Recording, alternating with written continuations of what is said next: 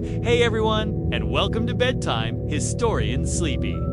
If you're listening tonight from somewhere in the US, maybe the house has finally gone quiet. The TV is off, and you're just lying there letting the day fade out. Really glad you're here. This is a slow place. No pressure to focus. No pressure to stay awake. Just history told gently. The way it sounds best when your eyes are already getting heavy, and you don't need to decide how long you're staying. Seriously, don't make that decision yet. Just let this play in the background. If you catch yourself thinking you'll turn it off after a minute or two, that thought usually disappears on its own. The words just keep going, quietly, like someone talking nearby in a dim room. Tonight, you can just listen. And let tomorrow wait its turn. Tonight, we're drifting somewhere very old. So if you're listening from bed or a couch that's been promoted to temporary bed, go ahead and get comfortable. Let the lights dim a little. Let the phone rest wherever it's already slipped out of your hand. You don't need to stay awake for this. You're not supposed to. History sounds best when it's quiet, slow, and not asking anything from you. Tonight, we're talking about pyramids. Yes, those pyramids. The ones you've seen in textbooks, documentaries, conspiracy videos at 3 in the morning, and probably on at least one coffee mug. The pyramids of Egypt, massive, ancient, very confident stones. And recently, because history loves a good delayed, reveal there's been renewed discussion about what might be underneath them, which naturally has made everyone very calm and reasonable. Just kidding. It did the opposite. But before we get carried away, let's slow down. Because pyramids are patient things. They've been waiting for thousands of years. They can wait another hour and a half while we talk gently around them. The pyramids were never just tombs. That's the short version we were all taught. The long version is quieter and stranger. They were symbols, statements, carefully engineered expressions of royal anxiety. Because when you rule absolutely, the one thing you cannot rule is death. And pharaohs, being human beneath all the gold, took that personally. These were rulers who believed themselves divine, or at least divinely endorsed, sons of gods. Living bridges between heaven and earth. And yet, inconveniently, they kept dying, which was awkward. So the solution was architecture. Big architecture. Architecture so overwhelming that death itself might feel intimidated. Naturally, they made it massive. The Great Pyramid didn't appear overnight. It was the result of generations of rulers refining the idea of not wanting to be forgotten. Earlier pyramids collapsed, or cracked, or slid slightly to the side, which was considered poor form for eternity. By the time we reach Khufu, the pharaoh behind the Great Pyramid, things had become. Ambitious Khufu is often described as powerful, distant, and not particularly warm, which is historian shorthand for he was probably exhausting to be around. Ancient sources accuse him of cruelty. Later, writers soften this. Everyone agrees he was serious. Very serious. And serious men tend to build very serious monuments. The pyramid attributed to him was precise. Almost obsessively so.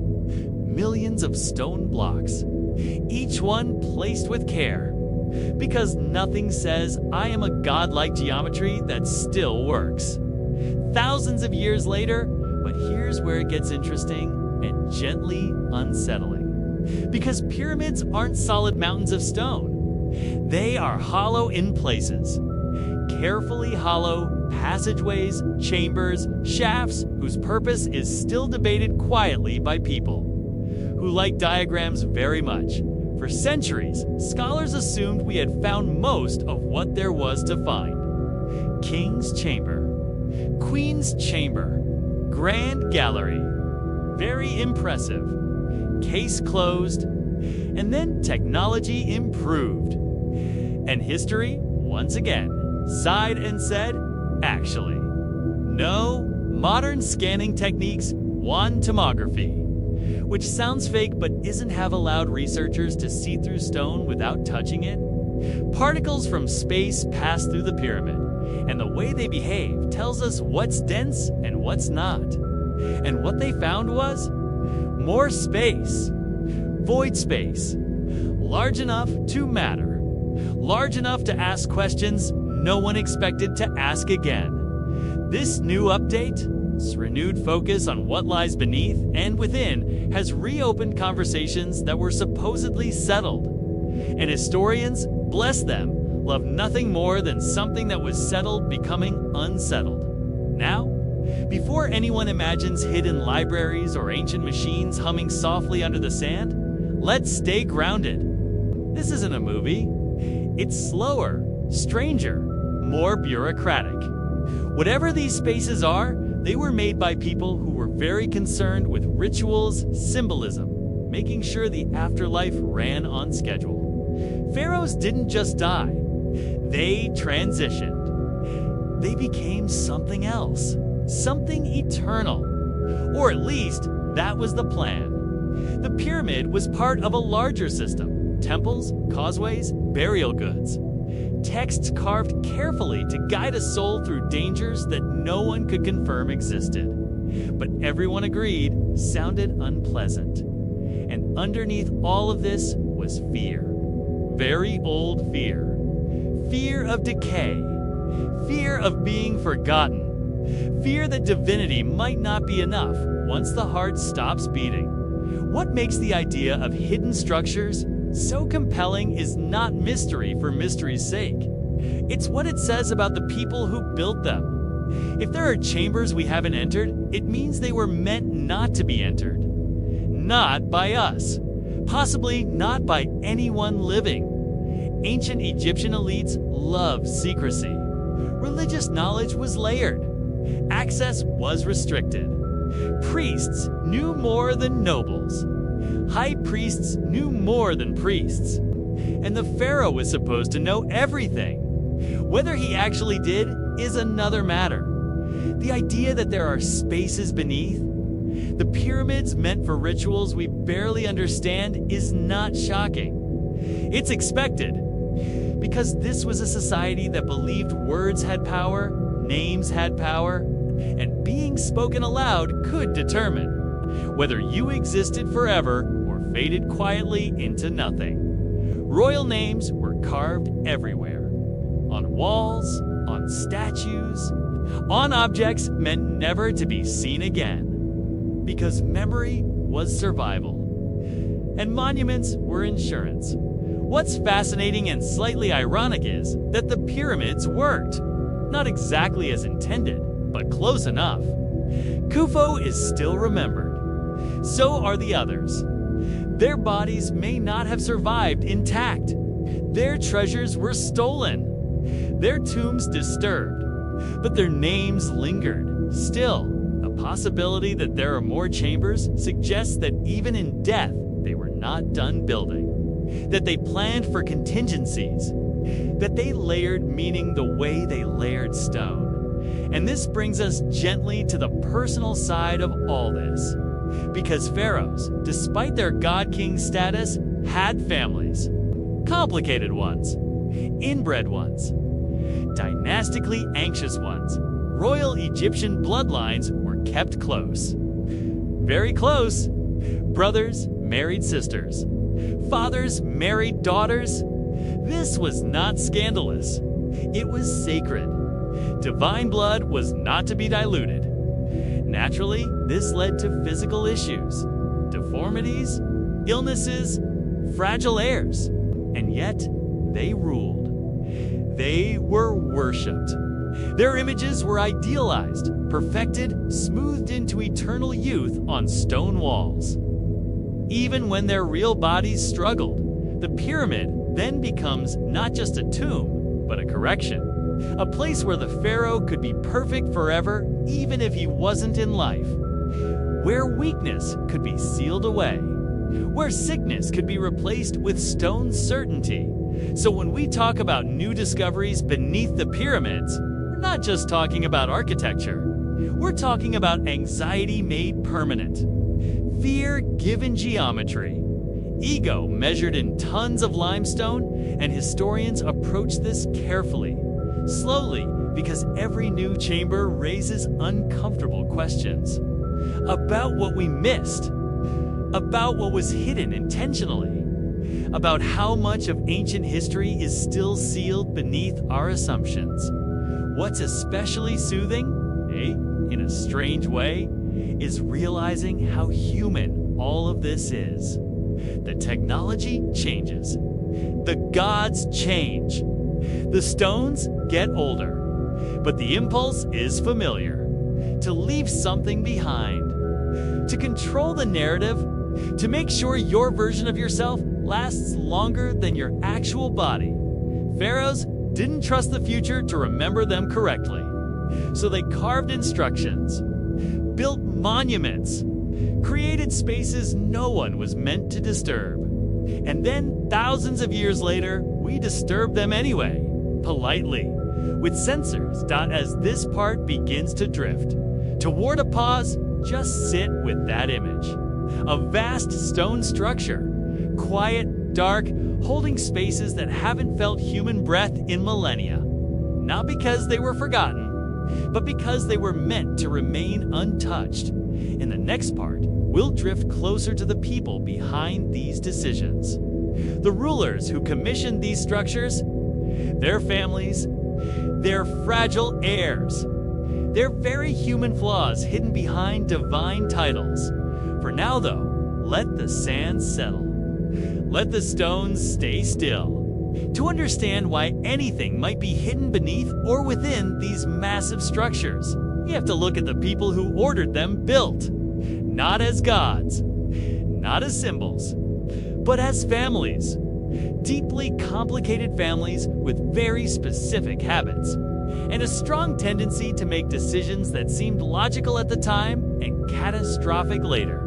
Ancient Egyptian royalty believed divinity ran in the blood. Literally, the pharaoh wasn't just chosen by the gods. He was related to them, which created a problem because if divine blood mattered that much, you didn't want to mix it with just anyone. Or anyone at all, really. It's not unreasonable to think that some spaces beneath the pyramids served ritual purposes connected to this transformation, not just burial.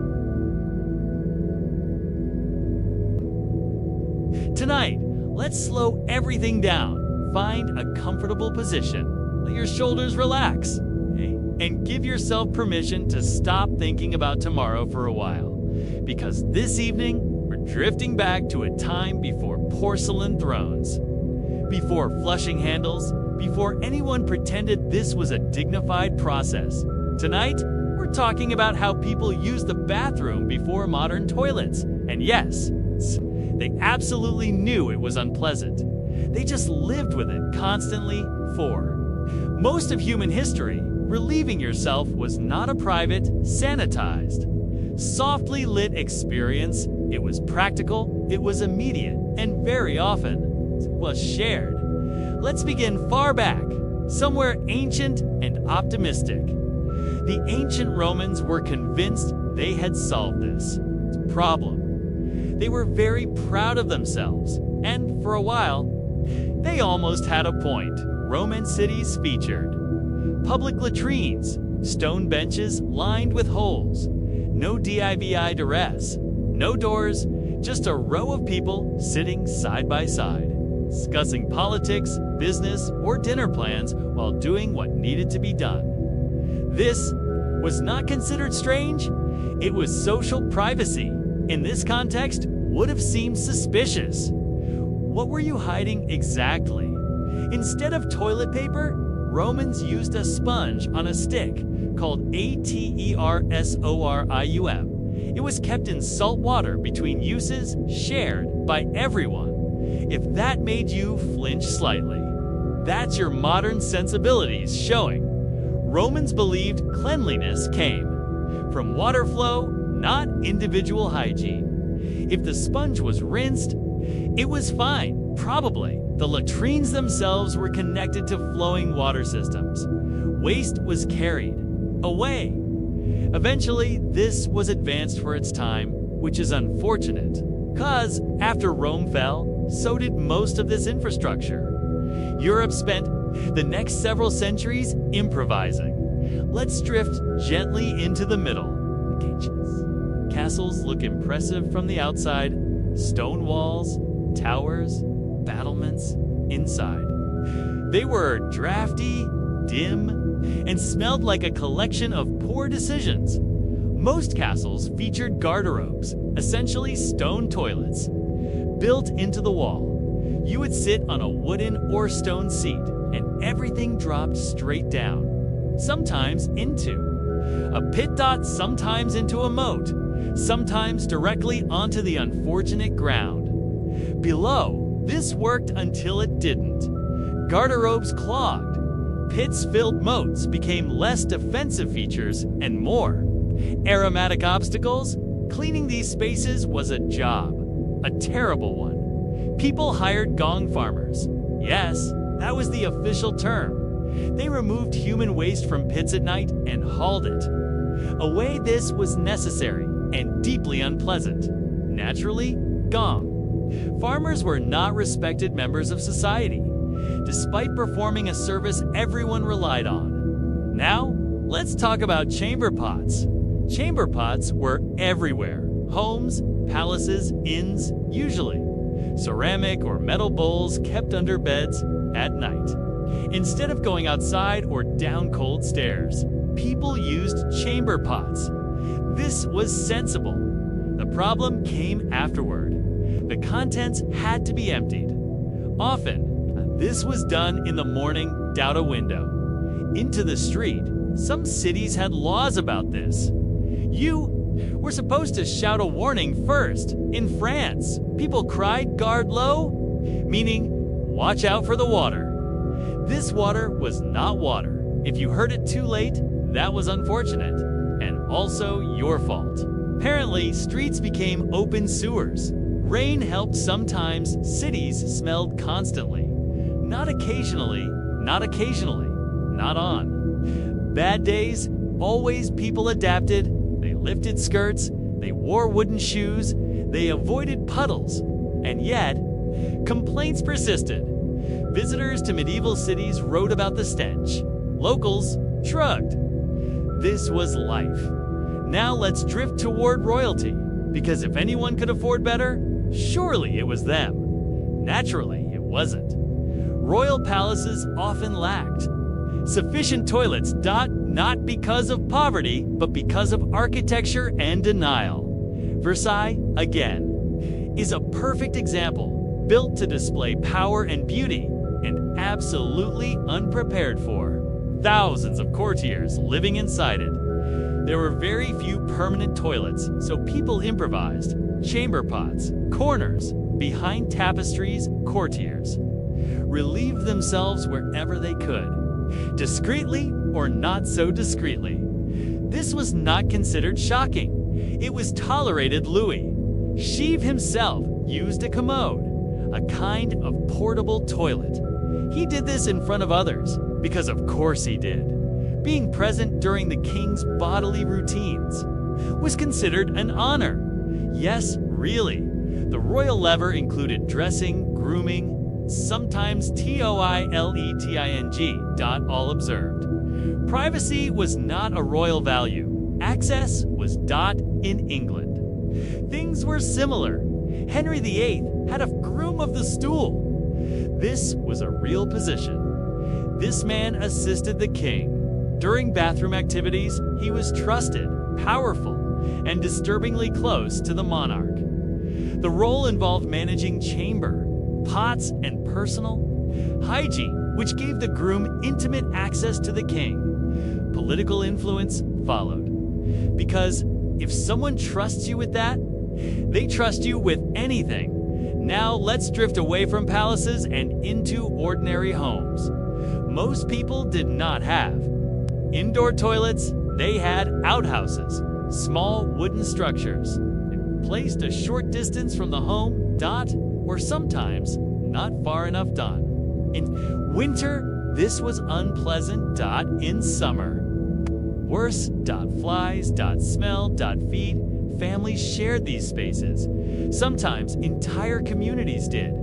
There was no running water waste accumulated. Some pits were lined, some were not. When full, they were covered and new ones dug. Or emptied. Either way, it was labor tool learned early how to manage this. Accidents happened. Nobody was surprised. In towns, communal latrines existed. Over rivers or streams, this seemed clever until downstream. Communities noticed. Now let's talk about hygiene again, or rather, the lack of our version of it. People did wash their hands, sometimes more often before meals than after bathroom use. This seems backward. It was symbolic. Clean hands were about respect and ritual, not bacteria.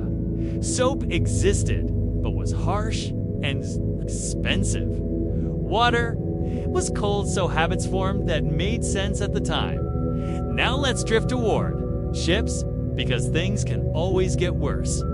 On ships, sailors used buckets or leaned over the side. In rough seas, this was dangerous. Below deck, conditions were grim. Waste was stored until disposal was possible.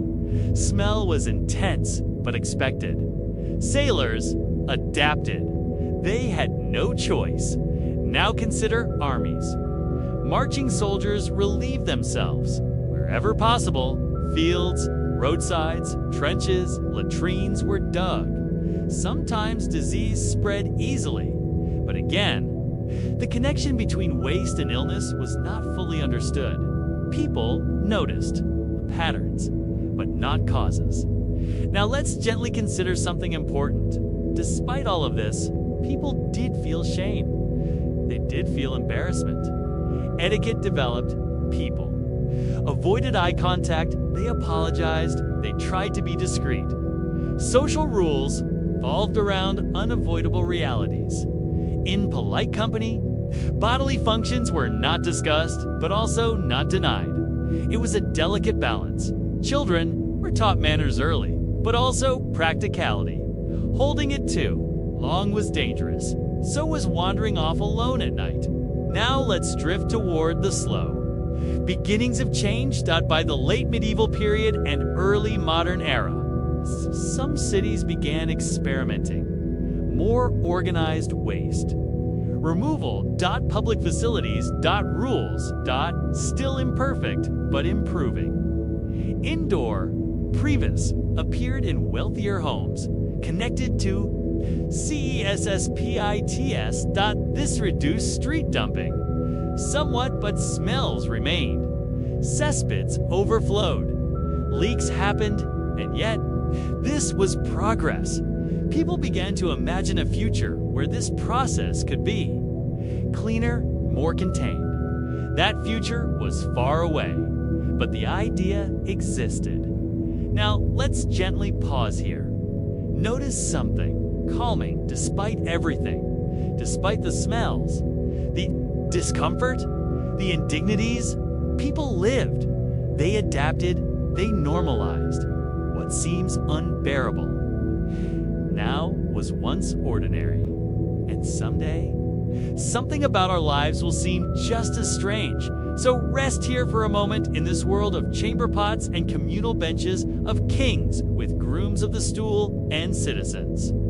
Shouting warnings from windows, we single quotes LL drift onward soon. Toward the slow invention of privacy and the long, complicated road to flushing away our problems.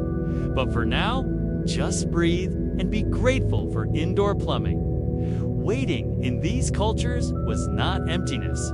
It was active restraint, decision to conserve, strength to observe rather than react, to let time reveal information that force could not uncover. This made patience a skill rather than a virtue, something learned through practice, not praised in theory. Children absorb this without being taught explicitly. They watched adults pause before responding. They noticed that not every problem was solved immediately. That silence often meant thinking. That rushing rarely improved outcomes. These lessons settled in early and stayed useful for life. As the world around them became increasingly insistent, demanding speed, compliance, clarity, this internal pacing became even more valuable. People learned how to move quickly when required, but return to steadiness when possible. That ability to shift pace without losing center is rare. Doesn't come from comfort. Comes from long familiarity with uncertainty. Even now, traces of that familiarity show up in unexpected places, in moments when someone chooses restraint over reaction, when they decide not to escalate, when they sense that rest is more productive than action. These instincts are older than most systems that try to override them. And here, late in the night, noticing becomes easier. The mind stops chasing conclusions. The body loosens. Time stretches. The story doesn't need to progress. It's already doing what it was meant to do, creating space. So if you're still listening, you don't need to be. And if you've drifted in and out, that's fine too. It can just remain. How people slept before mattresses and electricity, the art of being uncomfortable. Together tonight, let's slow things down a little. Set your phone somewhere safe. Let the room go dim. If you can, stretch out, settle in, and allow the day to quietly wander off and bother someone else. Tonight, we're drifting back to a world without memory foam, without blackout curtains, without electricity humming politely in the walls. A world where sleep still happened, but only after negotiating with straw, insects, religious guilt, and several other people sharing your bed. This is not a story about rest. It is a story about endurance and optimism, and the deeply misplaced confidence that a pile of hay could solve most problems for most of human history. Sleep was not something you optimized. It was something that happened to you. Often badly, sometimes sideways. Frequently while listening to someone else snore directly into your ear. Let's begin gently, somewhere familiar enough. A medieval home, stone or timber walls. A hearth at the center. Coughing out warmth and smoke in equal measure. Light comes from fire. Darkness arrives the moment the fire gets tired. There is no switch to flip. No lamp to reach for night, simply happens. And when it does, so does sleep, whether you are ready or not. Now, the first thing to understand is this.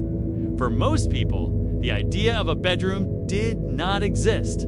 There was a bed, and there was the rest of the house. And those two things were often the same place. Privacy, as a concept, had not yet been invented. Or if it had, it was expensive. Peasants slept communally. Families slept together. Parents, children, sometimes grandparents, occasionally a visiting relative, occasionally a stranger, occasionally the household animals who were invited inside because they produced heat and judgment. Beds were shared because they were rare and because warmth mattered more than comfort.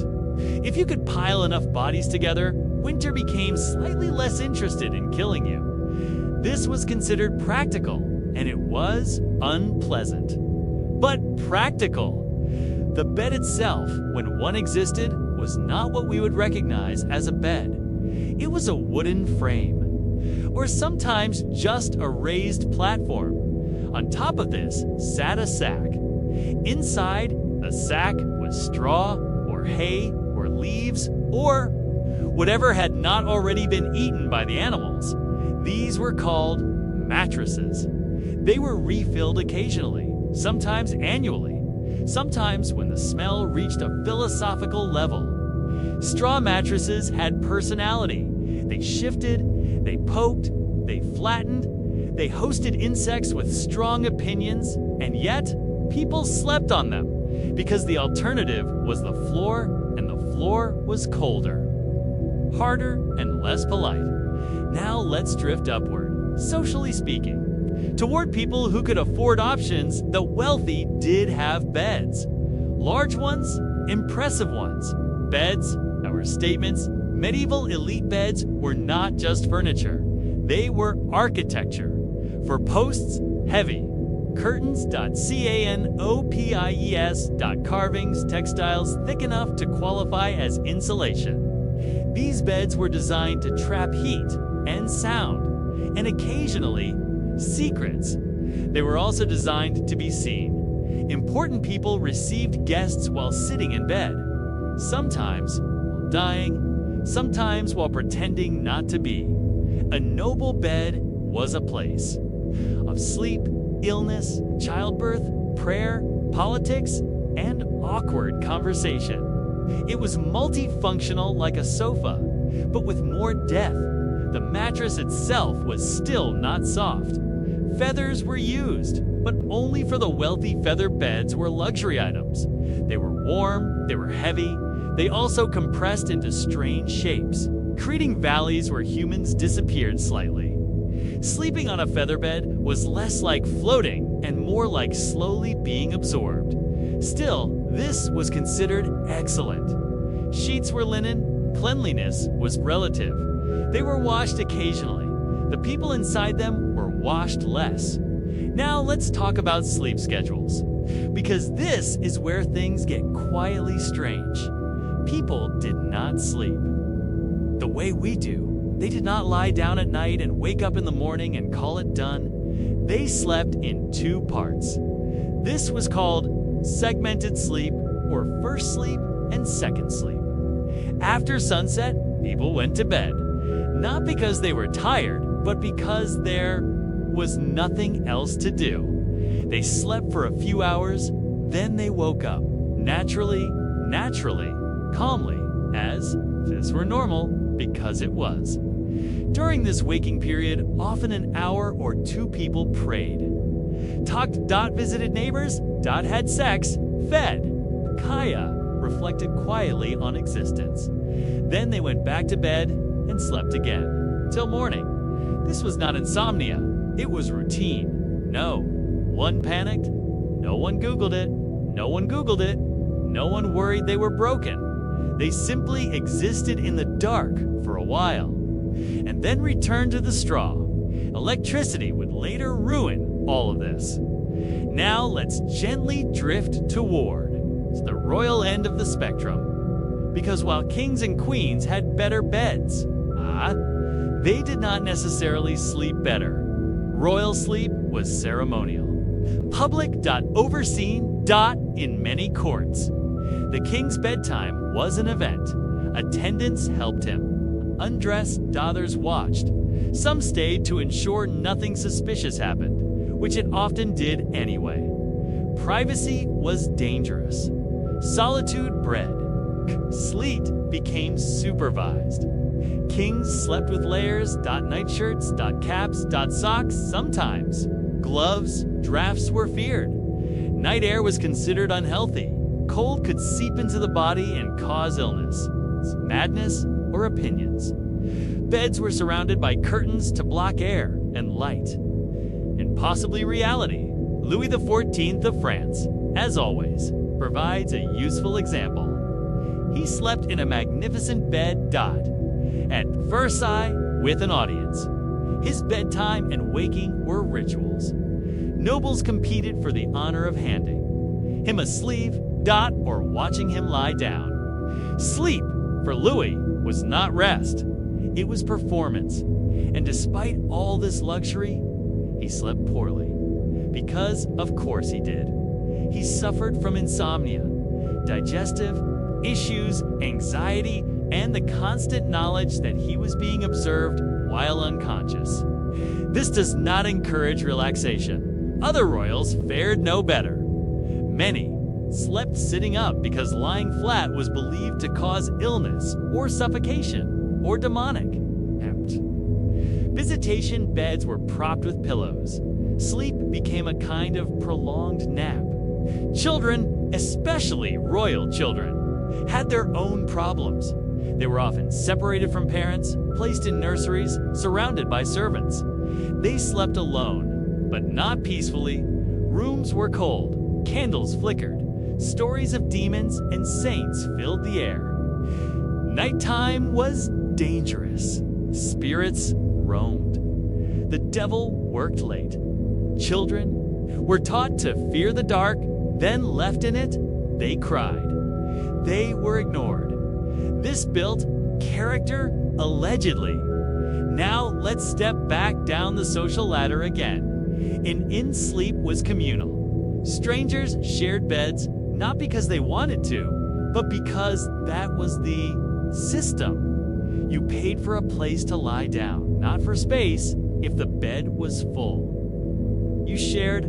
This was normal, unremarkable, occasionally horrifying. Travelers woke up robbed or hugged, or both. No one complained much because complaining required alternatives. Now let's talk about noise, because silence did not exist.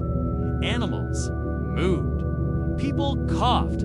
Fire crackled. Wind howled. Cities were loud even at night. Drunks sang. Guards shouted.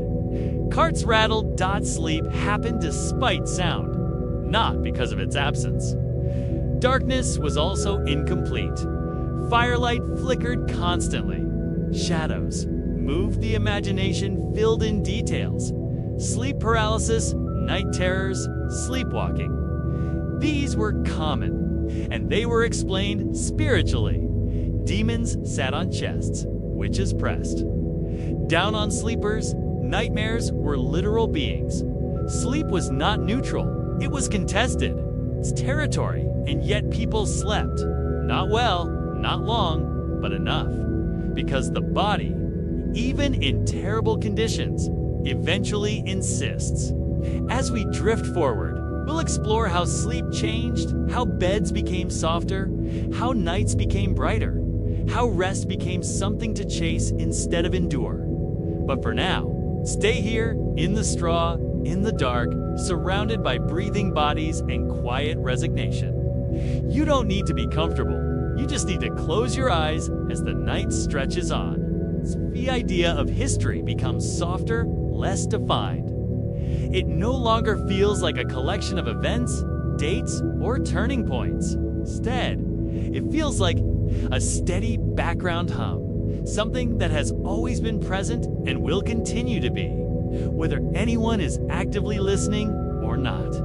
The lives of the first Americans settle naturally into that quiet hum.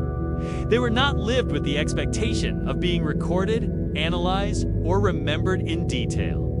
They were lived because living was the work. For thousands of years, people woke up without clocks telling them what mattered. Light determined the beginning of the day. Fatigue determined the end. Hunger, weather, and responsibility shaped the hours in between. There was no illusion of control over everything. Control was partial, situational, and temporary. This didn't create anxiety. It created realism. When you accept uncertainty as part of existence, you stop fighting it constantly. This acceptance shaped how people planned. Preparation was practical, not obsessive. You stored food when you could. You shared when someone needed it. You didn't assume abundance would last forever, but you didn't hoard as if collapse was inevitable either. Balance lives somewhere in the middle. That middle ground required attention, not fear. Children grew up watching this balance in action. They learned when effort mattered and when patience mattered more. They learned that mistakes were part of learning, not evidence of failure. Correction was quiet. Instruction was often indirect. You learned by doing, by observing, by listening. Two stories that didn't always explain themselves clearly, because clarity wasn't always the point. Stories, in particular, served many roles at once. They entertained, yes, but they also warned, instructed, and preserved memory. A story could carry history without listing facts. It could carry ethics without issuing commands. Could remind, Listeners, how to behave without ever saying, "This is how you must behave." That subtlety made stories flexible. They adapted to new circumstances without losing their core. That flexibility became essential as external pressures increased. When new systems arrived loud, rigid, often dismissive indigenous communities relied on internal continuity to survive. Outward forms changed, inward understanding remained. Language shifted, practices adapted. But values, care, responsibility, restraint continued quietly underneath. This is often misunderstood as loss. It wasn't. It was translation. Translation takes energy. It takes awareness. It takes the ability to hold two meanings at once without letting them cancel each other out. People learned how to speak one language publicly and another privately, how to follow imposed rules while maintaining internal coherence. This wasn't deception. It was survival. Over time, this produced a kind of calm that outsiders frequently misread. Calm was assumed to mean acceptance. Silence was assumed to mean agreement. In reality, calm often meant endurance, and silence often meant choosing not to waste words. Resistance didn't always look like confrontation. Sometimes it looked like continuation. Continuation is difficult to stop. It doesn't require permission. It only requires enough people willing to keep doing the next small thing. Teaching a child, preparing food, remembering a place, telling a story quietly late at night when no one else is listening. And now, here you are, late at night, listening in much the same way. Not actively, not analytically, it's just allowing words to pass by, occasionally catching one, letting others drift away. This is closer to how history was meant to be experienced, not as a performance, not as a lesson, but as presence. The first Americans didn't separate history from life. There was no clear boundary between what had happened and what was happening. Ancestors were part of the present through memory, through naming, through ritual, through land itself. The past wasn't behind them, it was beneath them, supporting everything else. That perspective changes how you experience time. You stop feeling chased by it. You stop feeling like you're falling behind. Instead, time becomes something you move with, not something that moves against you. When something ends, it doesn't feel like erasure. It feels like transition. This made grief survivable. Loss was acknowledged openly. Mourning had structure. Community absorbed pain so individuals didn't have to carry it alone. Space for sadness without letting it define everything that followed. Healing wasn't rushed. It was allowed to take the time it took. Modern life often struggles with this allowance. Grief is expected to resolve quickly. Productivity is prioritized over processing. The first Americans understood that unresolved grief doesn't disappear. It settles in quietly and reshapes behavior in less predictable ways. Addressing it directly slowly, Kumali was safer. Nothing sudden, nothing loud, just the soft continuation of a night that never truly ends. You're still in the medieval world now. The fire has burned low. The room smells faintly of smoke. It's wool and humanity. Sleep has already happened once, and now, without alarm clocks or glowing screens. If you wake up, this is not a problem. This is simply how night works. People open their eyes in the dark and do not panic. They do not assume something is wrong with them. They do not count sheep or stare at the ceiling wondering what they did. Wrong today. They sit up, they breathe, they exist. This quiet waking time between first sleep and second sleep was considered useful, sacred. Even dot prayer manuals from the Middle Ages specifically recommend this hour for reflection, for speaking to God, for confessing thoughts that only arrived in the dark. Naturally, many people used it for other things. Couples talked, neighbors visited, babies were made. This historians suspect is why birth rates were remarkably consistent despite terrible conditions. When you have a built-in intermission, you tend to use it. Now, let's talk about what people feared during this wakeful hour, because darkness, to the medieval mind, was not neutral. The night was alive, busy, crowded. Demons preferred it. Witches worked in it. Spirits wandered through it looking for attention. The dark was not empty, it was populated.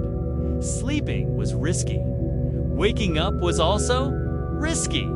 Staying awake to long-invited thoughts, and thoughts led to heresy, or worse, curiosity, so people surrounded sleep with rituals.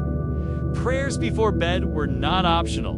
They were protection. Holy symbols were placed. Near beds, crosses, relics, blessed candles, beds were sprinkled with holy water because of course they were. Children, especially, were considered vulnerable.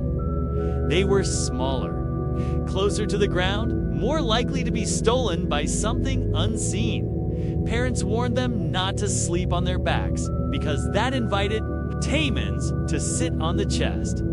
Sleep paralysis, now understood medically, was then understood spiritually, the weight, the inability to move, the sense of presence. This was the night hag, or an incubus, or a witch. And frankly, given the conditions, that explanation was comforting. At least it meant someone else was responsible. Now let's talk about doctors, because naturally, they had opinions about sleep. Medieval medicine was based on balance. The four humors: blood, phlegm, black bile, yellow bile, sleep, like everything else, needed to be balanced. Too much sleep made you sluggish. Too little made you dry. Sleeping at the wrong time was disastrous. Doctors advised sleeping on your right side, or your left, or sitting upright, depending on the century. Sleeping flat was discouraged. Blood might rush to the head. Vapors might rise from the stomach. Dreams were also diagnostic. If you dreamed of fire, you were too hot. If you dreamed of water, too cold. If you dreamed of falling, something was wrong. Probably everything. People took this seriously. They discussed dreams at breakfast. They altered diets accordingly. Garlic before bed. Dangerous cheese, risky, wine, possibly helpful. Or fatal, no one was sure. Now let's drift toward the elite again. Royal sleeping arrangements were. Deeply strange. Kings rarely slept alone. Not because of romance, but because of politics. Guards were nearby, servants slept in adjoining rooms, sometimes in the same room. Beds were positioned strategically, away from doors, near exits. Poison was a constant concern, so was assassination. Sleeping meant vulnerability, and vulnerability was unacceptable. So kings slept lightly, poorly, suspiciously. Henry VIII, for example, suffered from chronic sleep issues. Pain, obesity, leg ulcers. He slept surrounded by servants who were required to stay awake, watching him sleep. This is not restful. He woke frequently, angry, hungry, ready to make decisions, none of which improved England. Queens fared no better. Pregnancy altered sleep dramatically. Royal pregnancies were public affairs. Beds were watched. Movements noted births. Anticipated. Queens slept, knowing their bodies belonged to the state. This does not encourage deep rest. Now let's move back to the ordinary household again. Beds were shared not just by people, but by creatures. Fleas, lice, bedbugs. These were accepted facts of life. People scratched in there. Sleep, they woke with bites. They removed insects casually.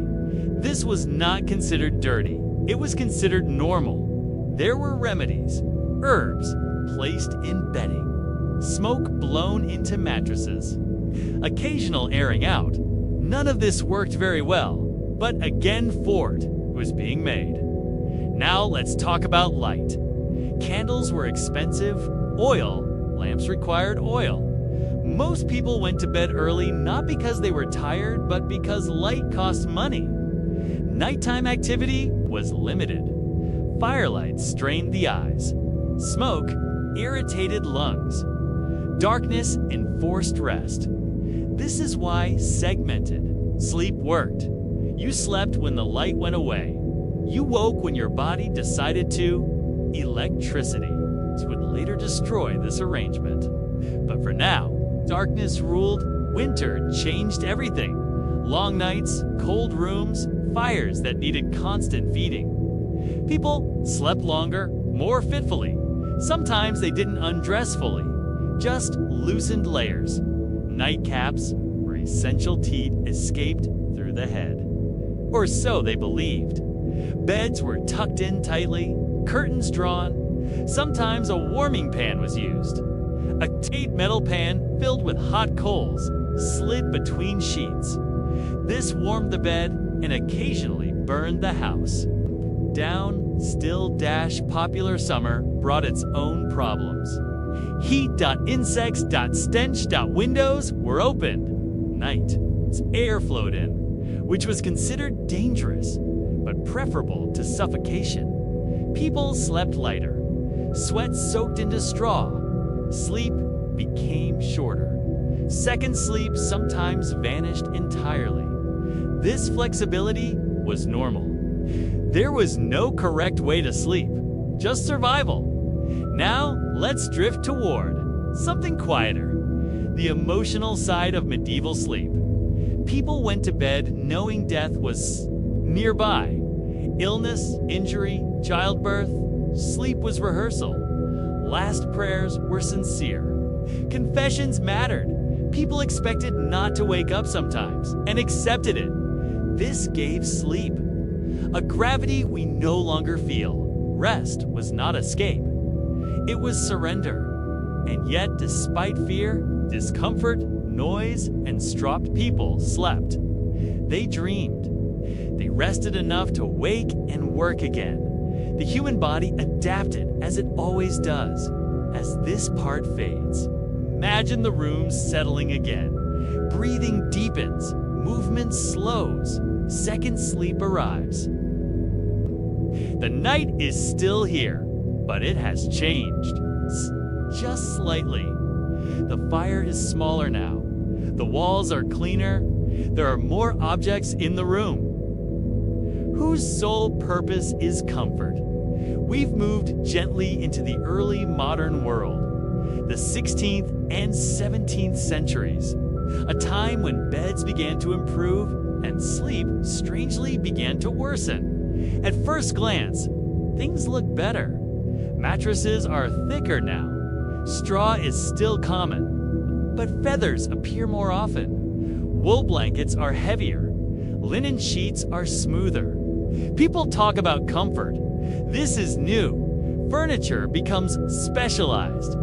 Beds are for sleeping, chairs are for sitting, tables are for eating. Life begins to separate into functions. Sleep is no longer just something that happens. It becomes something you attempt. And whenever humans attempt something deliberately, they usually complicate it.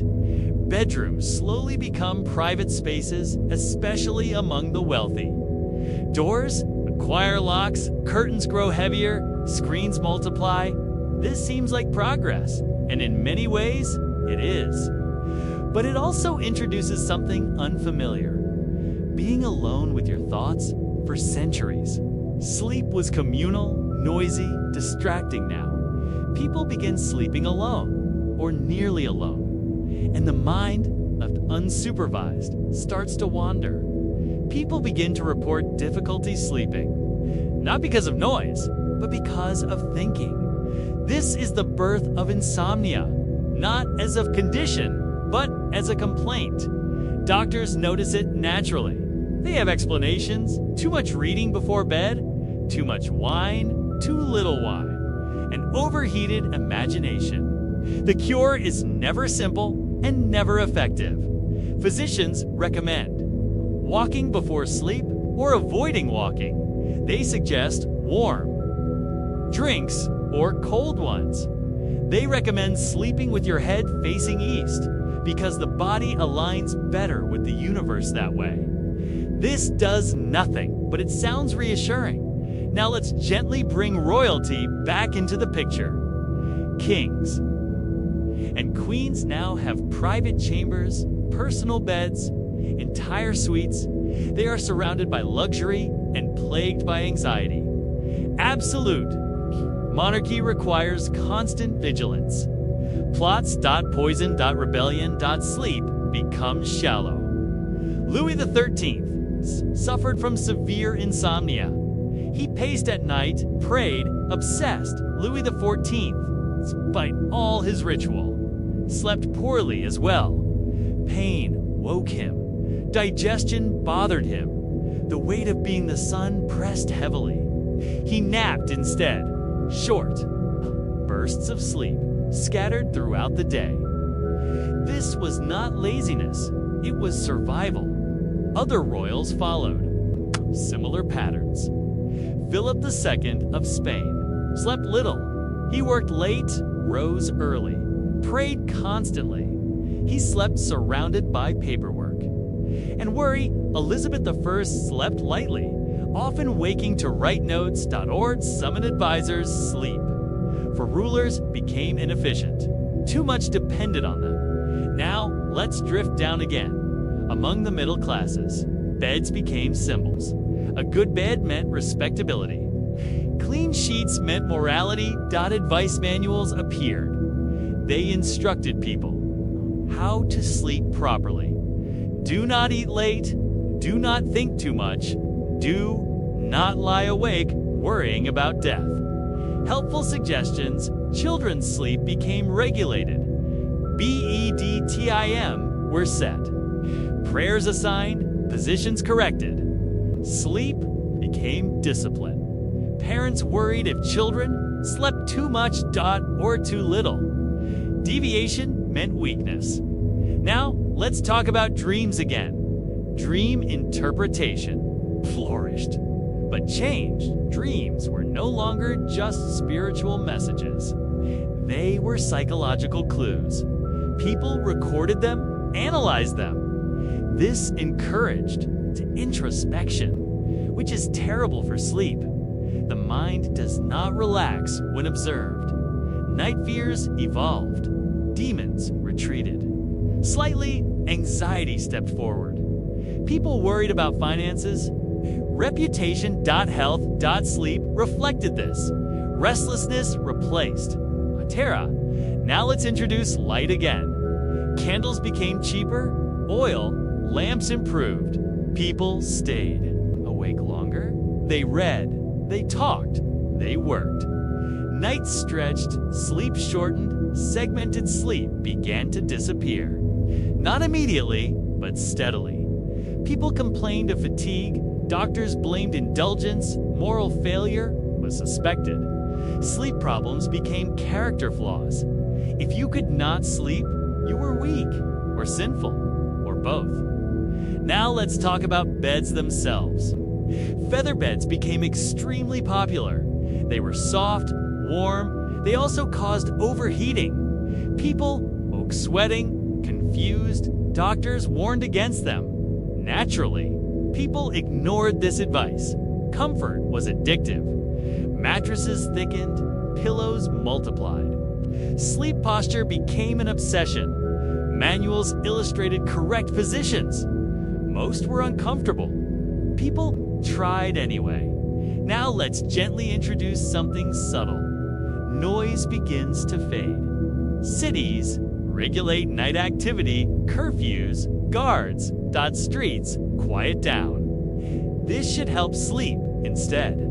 Silence becomes unsettling. People accustomed to sound now lie awake listening to nothing. The mind fills the gap. Thoughts echo. Now let's drift forward a little more. The 18th century arrives. Enlightenment thinkers discuss sleep. They treat it scientifically. Sleep becomes a biological function, not a spiritual one. This This demystifies it and removes comfort. If sleep is mechanical, then failure is personal. People begin tracking sleep, writing about it. They try to improve it. This makes it worse. Royal figures continue to struggle. George III suffered. Episodes of insomnia, mania, confusion, sleep. Deprivation worsened his condition. Courtiers whispered, sleep was now linked to sanity. Napoleon slept. Very little. He bragged about it. For hours, he claimed, were enough for a man. This was not true, but it fit his image. Others imitated him, and suffered sleep deprivation became fashionable. Rest was seen as weakness. Now let's pause. Notice the shift. Beds are better, rooms are quieter. Life is safer, and yet sleep is harder. This is the paradox. When survival dominated life, sleep came naturally. When comfort arrived, the mind rebelled as this part gently settles. Imagine lying in one of these improved beds, soft sheets, quiet room, and yet your eyes are open. Your thoughts are active. You are safe and restless. That communal approach extended to joy as well. Celebration wasn't about excess. It was about connection. It's about marking moments that mattered so they didn't slip past unnoticed. Joy didn't need amplification. It didn't need to be justified. It arrived, was welcomed, and was allowed to leave without resentment. All of this contributed to a worldview that valued sustainability over intensity. Big moments mattered less than long stretches of stability. This didn't mean life lacked excitement. It meant excitement wasn't the goal. Continuity was taught as empires rose and fell elsewhere. Indigenous societies remained focused on what was immediately necessary. When empires arrived here, bringing with them urgency, expansion, and extraction, that focus didn't disappear. It became a quiet counterweight, a reminder that not everything urgent is important. And not everything important announces itself. You can feel that counterweight even now. Late at night, when urgency fades and importance becomes clearer. The things that mattered during the day, messages, deadlines, noise, lose their sharpness. What remains is simpler. Comfort, safety, rest. The sense that you've done enough for today. History, at this hour, aligns itself with that simplicity. It stops demanding interpretation. It stops insisting on relevance. Just sits there, steady and patient, like it always has. The first Americans trusted this steadiness. They trusted that the world didn't need constant intervention to continue. That people, given enough time and attention, would adjust. That balance, once disturbed, could often be restored not perfectly, but sufficiently. This trust didn't make them passive. It made them selective. They acted when action mattered. They waited when waiting was wiser. They understood that constant motion leads to exhaustion, and exhaustion leads to mistakes. And now, as the words continue at this unchanging pace, there's no expectation that you're keeping track. You don't need to know where we are in the story, because the story isn't going anywhere, simply occupying the space between wakefulness and sleep, where things don't need to be finished to be complete. If your thoughts drift, let them. If you lose the thread, don't go looking for it. There's nothing essential you'll miss. Story has already done what it needed to create a sense of continuity, of presence, of quiet permission to rest. The past doesn't need you to stay awake. The present doesn't need to be managed.